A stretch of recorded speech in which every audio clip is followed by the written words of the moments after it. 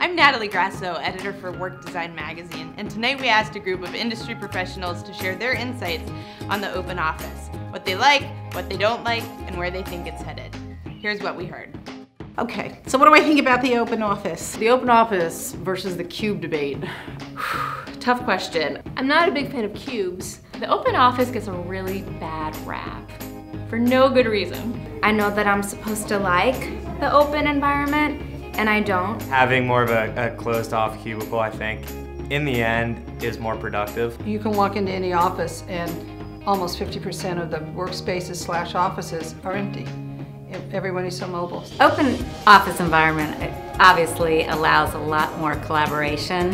It doesn't work for everybody, so you have to take the time and take the efforts to figure out what it is the user needs. I have a hard time with the open office environment. I like to have a closed door. Because of real estate compression, private offices aren't coming back. That's just the fact. There is still room for a closed door in an office space. For me, it doesn't matter. As long as I have good music in my headphones, I'm good to go. The open office has been basically a revolution in terms of the way people work together.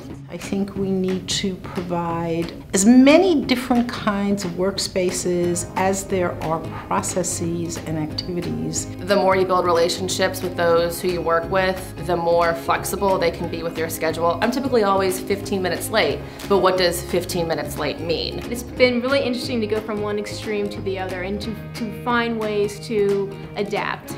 People have ended up talking to people they haven't seen for 5 years. They're like, well, I didn't know you still work here. But I've got to tell you, I actually like it. I see it breaking down barriers. I had 1 week where I sat in a private office and I was so bored. Private office I don't think is going to go away, but I think we're going to learn to use it differently. I think the challenge is with workspaces. You have all these different people, you know their homes look different, feel different. If it's more effective to work from home for a little while, then work from home. If you want to work from Starbucks, work from Starbucks. I frankly love cooking my own lunch.